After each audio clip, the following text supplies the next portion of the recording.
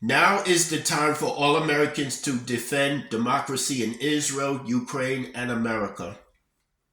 The ongoing wars in Israel and Ukraine are not only about the preservation of two great nations, but also the faith of democracy itself and the basic eternal battle between might and right. To paraphrase Thomas Paine, now is the time for all good Americans to come to the aid of democracy. Israel and Ukraine are fighting for survival against forces seeking their conquest and destruction. Russia and Hamas may stand for very different principles, but their evil intentions certainly overlap. What's at stake? Should Israel and Ukraine prevail, both nations survive, and democracy is given a chance to thrive around the world.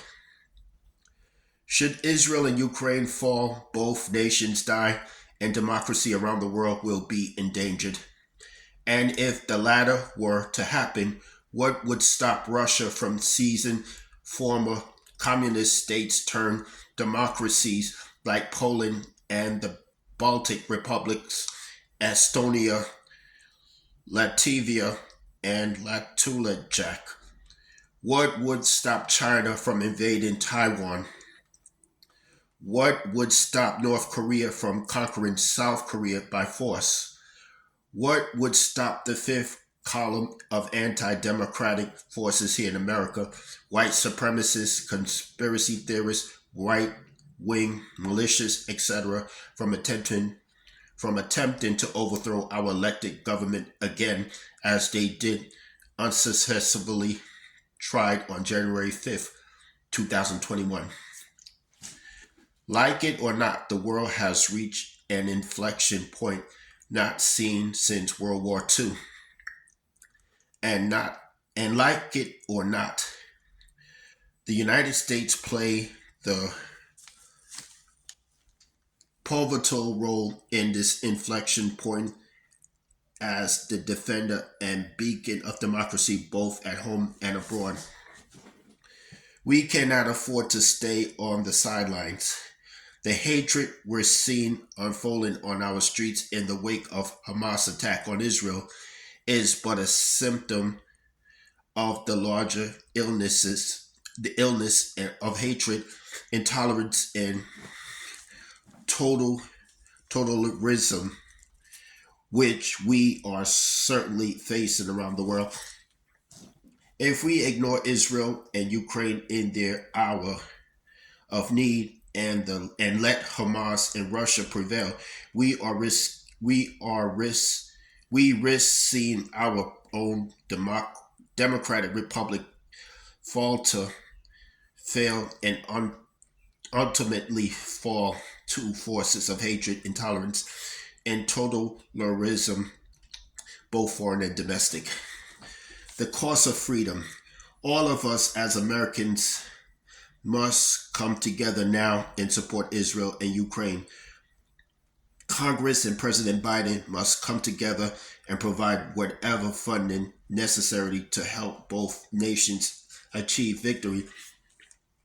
Certainly, both Biden and the Senate are ready to help. But in the House, more extreme elements put such funding at risk.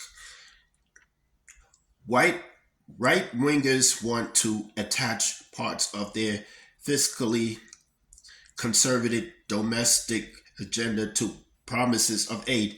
Left wingers who are opposed to Israel and want a ceasefire may also undermine the funding effort. We can't afford this kind of game, gamemanship in the escalating battle for democracy unfolding around the world.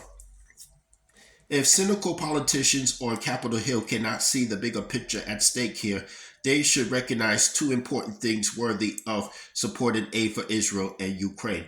First, such support would be an investment in American industry itself, because it will spur the production of armaments across America in states both red and blue.